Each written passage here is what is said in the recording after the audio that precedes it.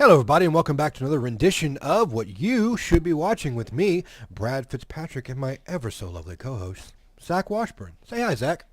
Hi, Zach. How was your week? My week sucked, but Oh, my weekend has been great so far. good, good. I mean, as we talked about earlier, the weather in Oklahoma has been, On the rag. yeah.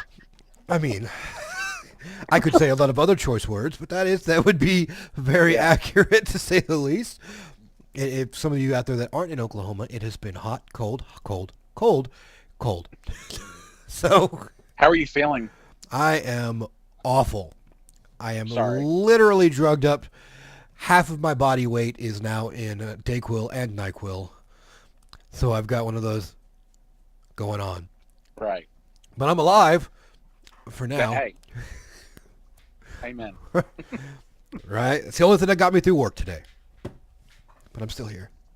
Because I love my Zach time. Oh, I love my Brad time. You just say that. You just say that. No, I don't. Oh, okay. I never just say things to make people feel better. I'm not like that. Bullshit. All right, Zach. We've decided that we're going to be doing documentaries today. It was really hard on me, considering it's how I didn't know we were doing this topic until about 45 minutes ago. My fault, everybody. My fault. It's okay. It's okay. We still love you. But I think we came up with some good ideas. You're probably going to have some really good ones, which I'll have to agree with. And I hope I have at least one or two on mine that you may like. Chances are I probably haven't even seen them. I usually never see any of yours. That's a bad thing. No, I mean, again, that's the reason why I let you go first, so I can make sure that mine don't, coalesce unless they're good enough. Gotcha. Okay. But all right, Zach, what is your number 5? My number 5 is pretty important to me personally. I had been on the fence most of my adult life about having faith and what I thought about religion, and was really borderline being an atheist agnostic for quite a long while. Mm-hmm. And then I saw this documentary, and I really jumped the fence on losing my faith totally and being atheist agnostic. It was the documentary Religulous with Bill Maher. Oh, yes. Yes. It Okay. just made a lot of sense, and it really, really just stuck with me. And everything he said, I really felt it. Just really took that, and watching it, and just to really make me not believe. I guess you could say. Well, I mean, and a lot of people specifically that do believe and find these things are always so adamant, like no, this is wrong, But I mean, he takes a very good approach to talking about religion, not so much just like, oh, religion is dumb.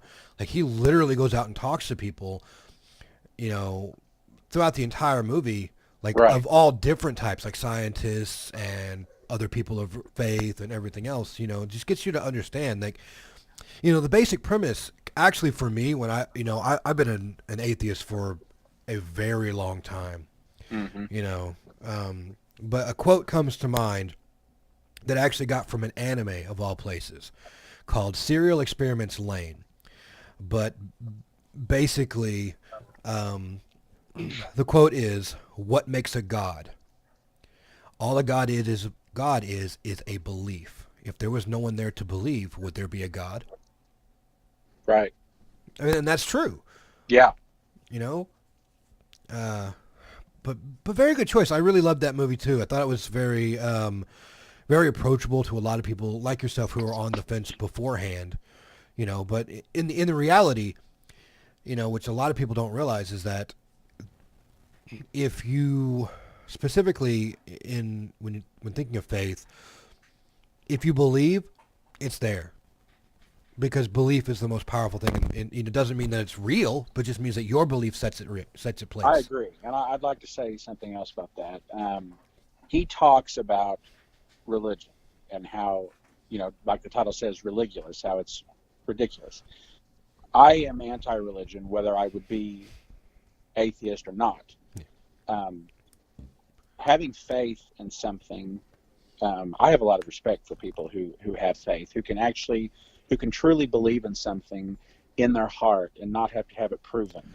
I don't. It's well, it's I do people who truly believe it. There are some people who don't. They follow religion blindly Yeah.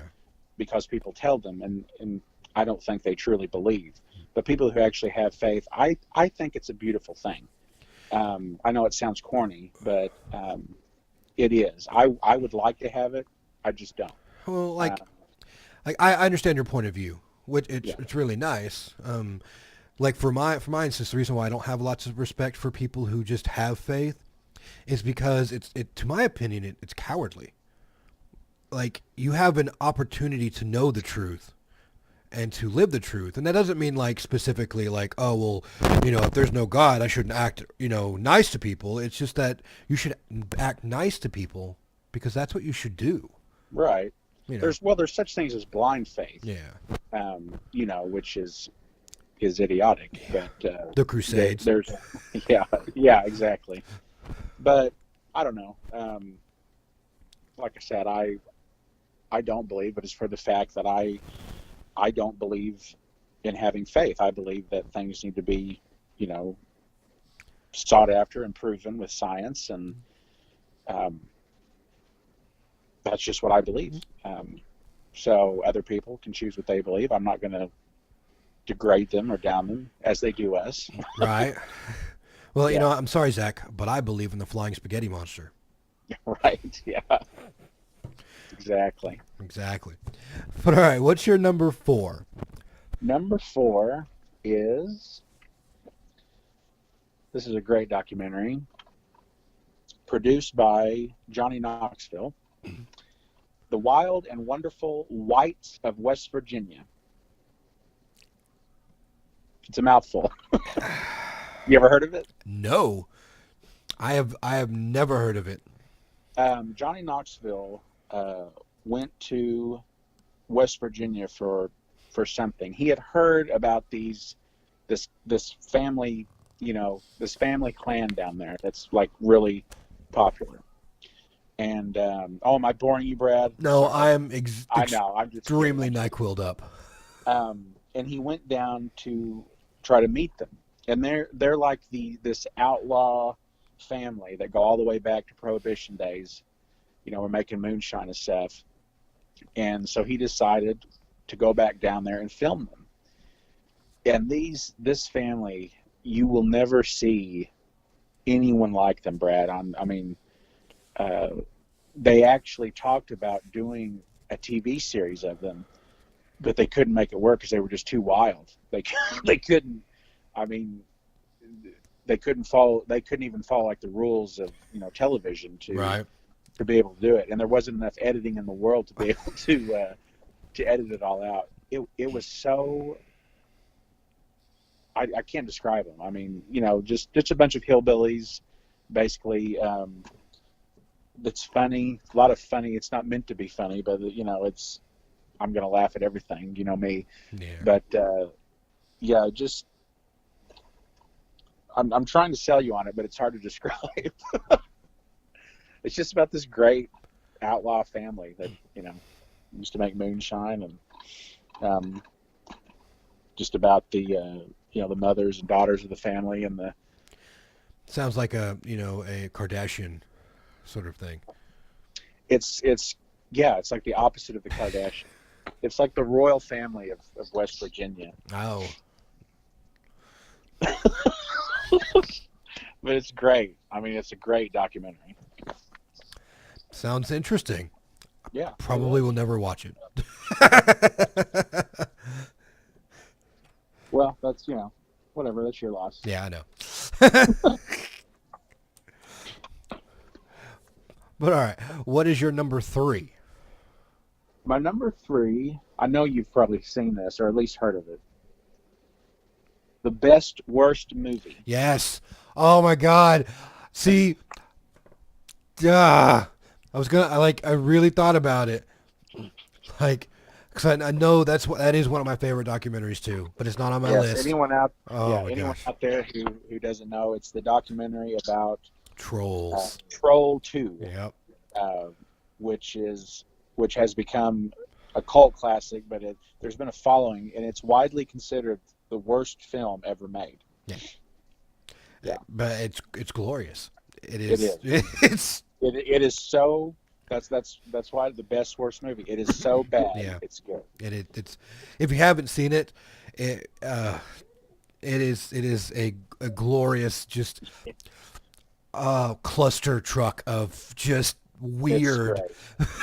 It's so Horrible, horrible acting. I mean, you think the acting was bad in episode one? This this was bad. yeah. Uh, Yeah. I mean, you talk about B actors; these were like D and E actors. I uh, mean, but but anyway, it's a movie about that cult following of Troll Two, and they go and they find the director of it and the actors of it, and talk about how it was filmed and made stuff and the following that it's got. Highly recommend it. It's yeah, really good. I'll give that a like a 9 out of 10 for documentaries right there. Like good Well, good. choice. Glad I redeemed myself You from did after that the last Wild one. and Wonderful Lights. Yeah. That title alone is like, should I be racist? But okay. So what's your Now, number? I need to clarify the Whites is their name. Yeah, no, I know, Oh, okay. but It's not the Wild and Wonderful Whites. You know, it's not white versus black or yeah, anything. I That's their was name. making a joke. Oh, okay. It's okay. It wasn't funny. Doo-doo.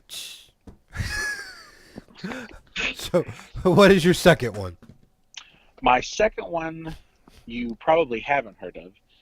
You actually can't buy these. I ended up recording these when I had at HBO. Oh wow. These were some of the original HBO documentaries, Hmm.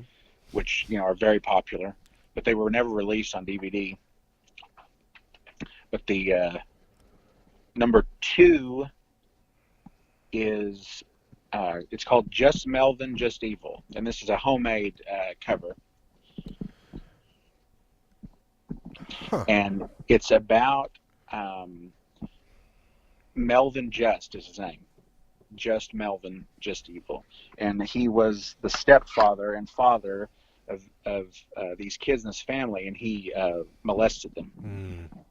And it's the grandson actually who is going back and interviewing all of his family members and talking about just them talking about their stories of him and what an awful person he was. And he's like near death in this nursing home. I mean, I'll go see him one last time before he dies. It's really, just the stories alone were, just captivating to listen to. Right. And like again, these are just real people, but you can tell that it really messed them up. You know, really only one of them, I think, made it out to where she's halfway sane and Hmm. leads a decent life, and that's actually his mom. And I think she probably married someone who was successful with money. That's just my take on it. When you watch it, that's how she was able to get out of it. But all the other ones are like homeless and poor and like do drugs and prostitution and stuff, and it all goes back to their upbringing. So I mean, of course, uh, the that sort of trauma can really just you don't really heal from it, yeah, and it's and it's just kind of the one of the dark, dirty things that happen in America that people just don't talk about. yeah. Incest and molestation. It happens, and it's one of those things nobody likes to talk about, but this documentary really, really gets in there and reminds you that it happens. It's a terrible. I mean, yeah. Bring us all down. Bring us all down after that one. You're welcome. So then, what's your number one? My number one documentary of all time. I've always loved this. Like I said, another HBO documentary. It's called "Living Dolls: The Making of a Child Beauty Queen." I think I've seen that actually. Really good. They had a series that was kind of like it. I think like on TLC or something. years back about that and how how these kids are kind of exploited, and it kind of takes away their childhood and stuff. And that's what this is about. This really hardcore military mom who probably wasn't pretty growing up uses her child to put her in the spotlight, and how it just kind of takes away from her. She's like 5 or 6, and really putting pressure on her to be perfect. And but it's great. It's also another really good one to make fun of. Yeah. Honey Boo Boo precursor. Yeah, exactly. So Those are my top 5 documentaries. those are really interesting. You know, 4 of those seem really interesting to. You know what, Brad? Okay, that was my fault. I didn't explain that one correctly. If you were to just watch it, you would like it. I probably will. I trust your judgment more than most people.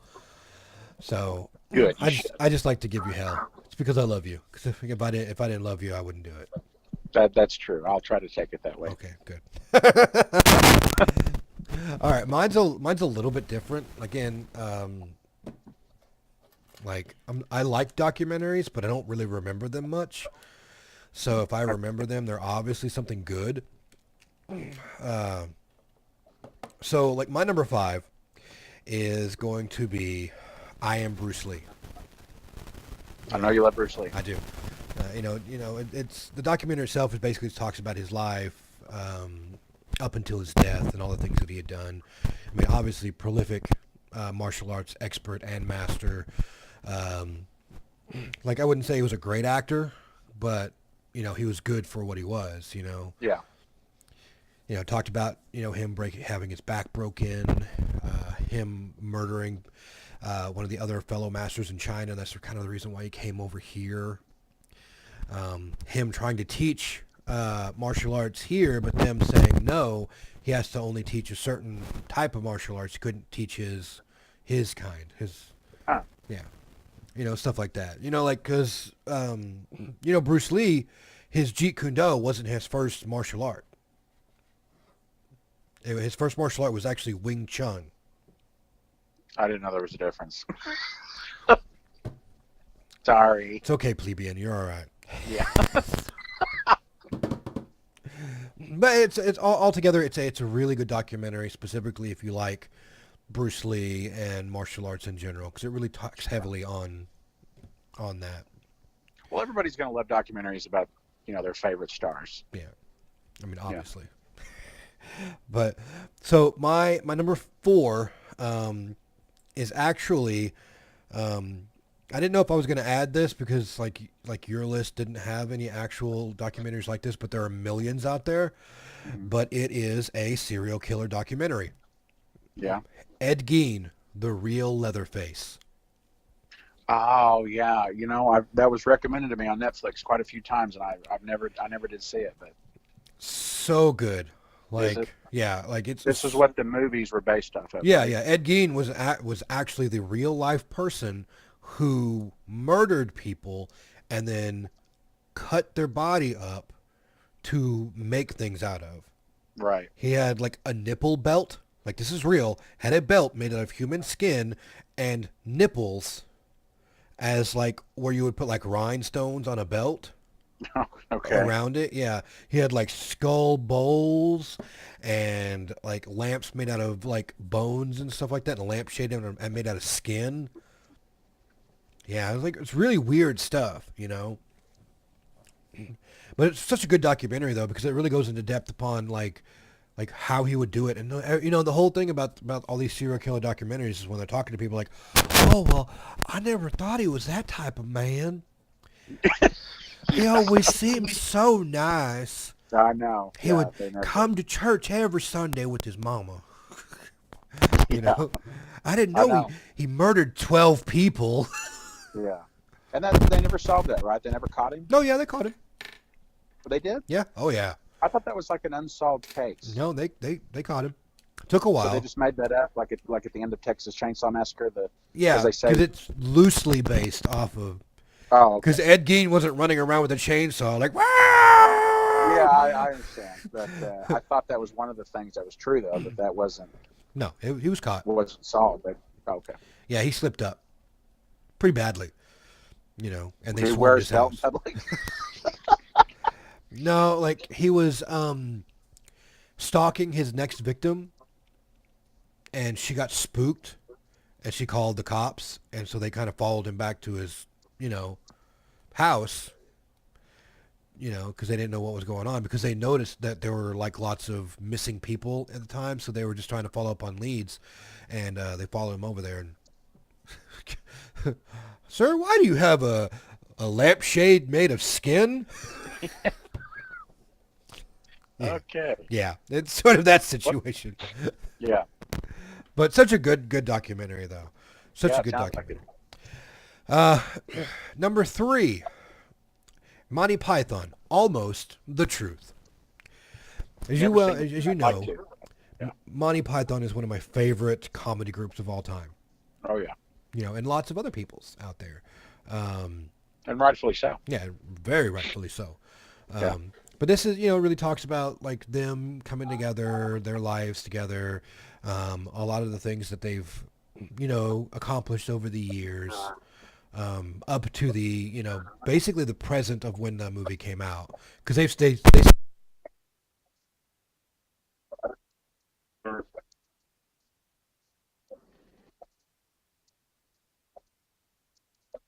He does look pretty good.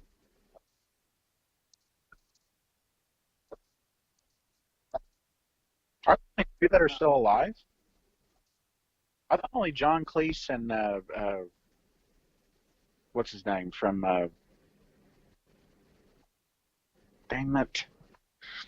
John Cleese was the only name I could ever remember. No,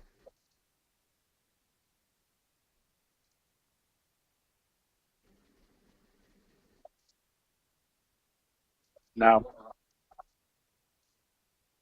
no, no, no. That's him, Eric. Yeah. Okay, so there's more still alive than I thought.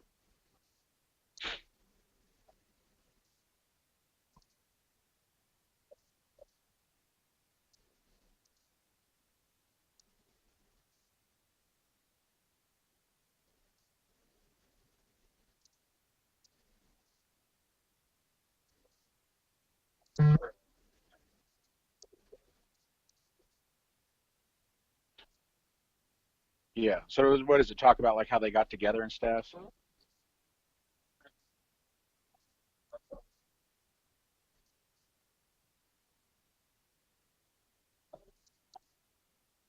Yeah.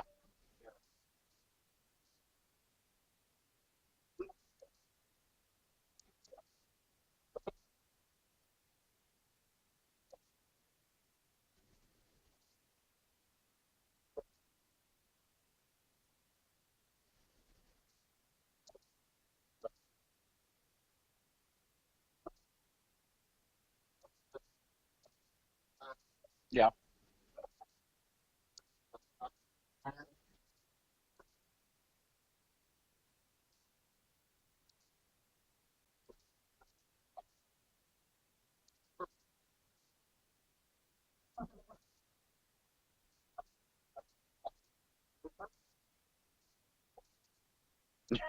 Yeah. Gotcha.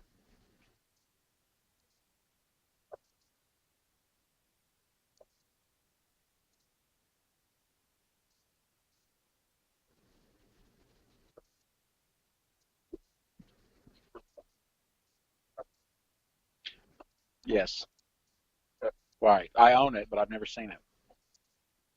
Yeah.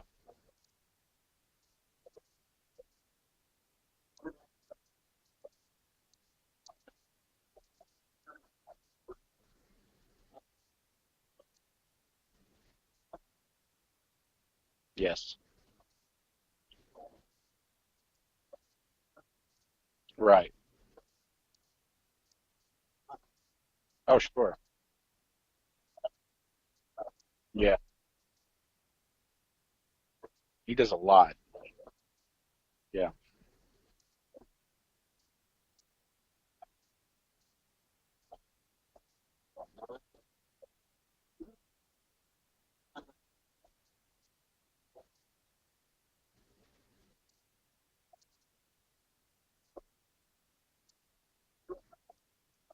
Mel Blanc.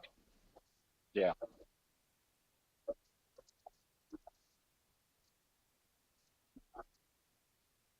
he was a god at voice actors. Love him.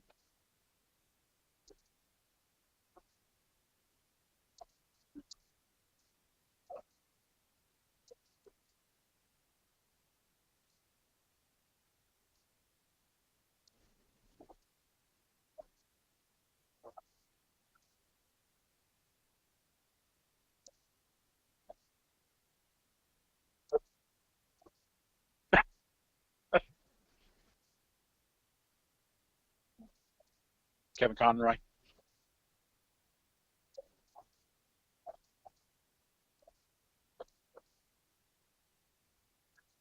Okay.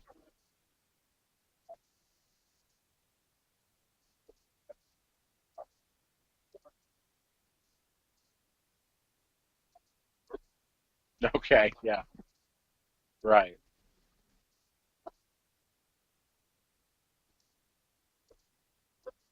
Yeah.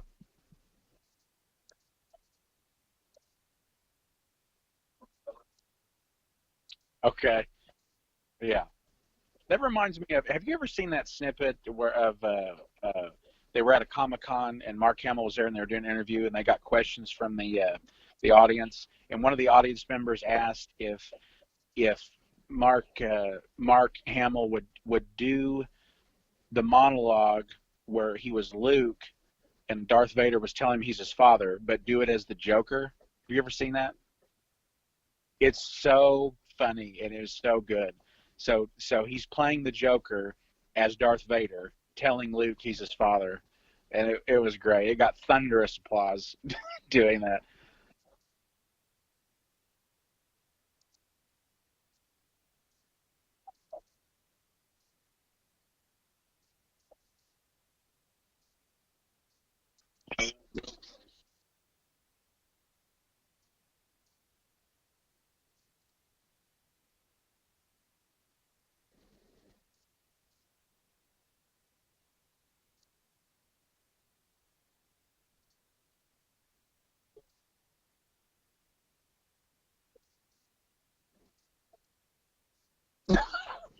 I have never seen this.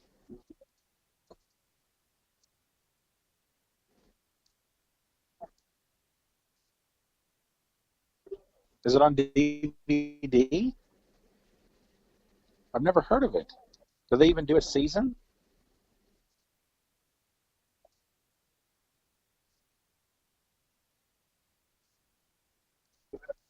Oh, I'm sorry. Am I supposed to stay on at the? That's fine. I just thought we were supposed to end.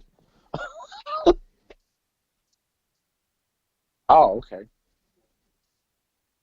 Well, then don't hit the button, Brad. It's actually your fault.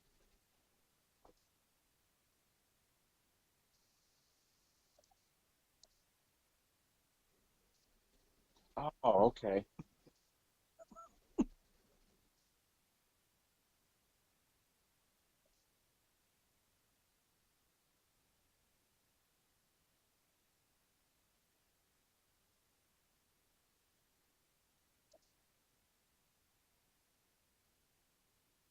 I've got that too. Never seen it.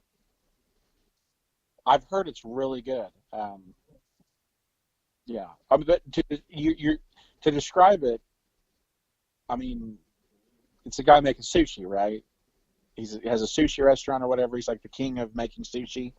It just doesn't sound like a good documentary, but I've heard it is.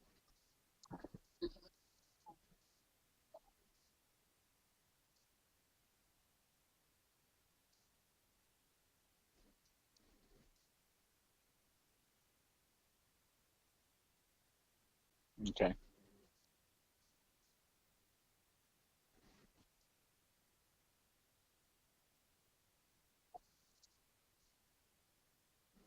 6.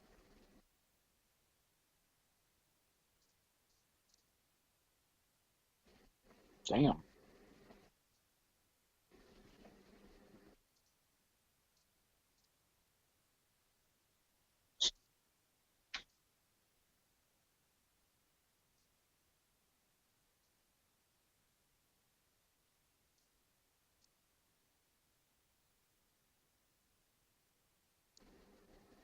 Giro.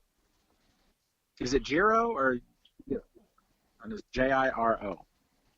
Jiro, Dreams of Sushi. So Jiro means sushi?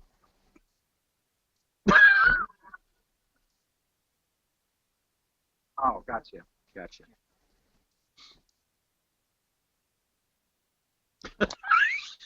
I thought sushi was the word for shoot. No, I'm just kidding. Okay, I got you.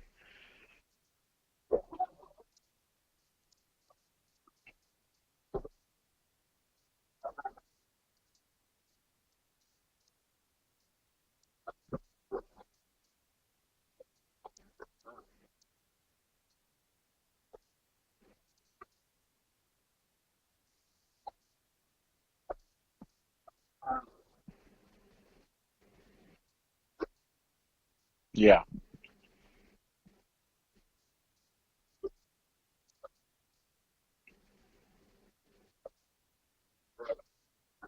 Wow. He must know what he's doing then.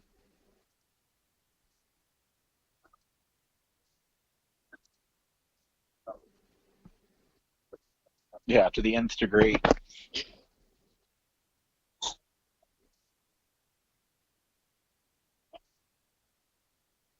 Yeah.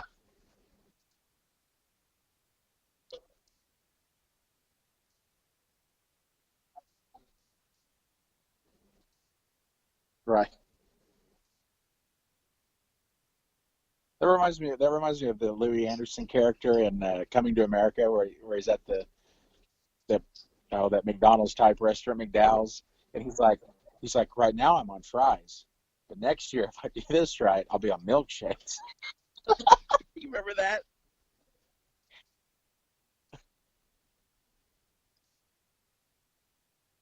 I did hear something about that. Maybe that can finally bring Eddie Murphy out of his hole and do something good for a change. Oh, sweet. Awesome. Uh, he has a lot to come back from. Yeah. I'm still trying to get Pluto Nash out of my mouth. Oh, I bet he wanted that though. Pluto Nash in Zach's mouth. Yeah. There's your quote right there. I probably should have worded it Yeah, differently, you but probably should have. But now I'm just gonna always say. So how does Pluto Nash taste in your mouth? bad, Yeah, bad, Brad. bad. It's terrible. It's terrible. You gotta have some sort of chaser. But, all right, guys, those were our top 5 documentaries that we like. If any of them piqued your interest, please look them up, watch them. If you have any of your own that you like, please leave a comment. Though, as you know, the cynical bastard himself will say, you won't. You won't. They Yeah, won't. prove it wrong. But until then, guys, Zach, is there anything that you would like to add? Yes. Speaking of documentaries, it is a great form of art, and you should go out and support your art. I almost forgot my catchphrase. Support your art because without art, the world would be even suckier than it is. And it will be quite sucky. But until then, always be kind to each other, and we'll see you next time.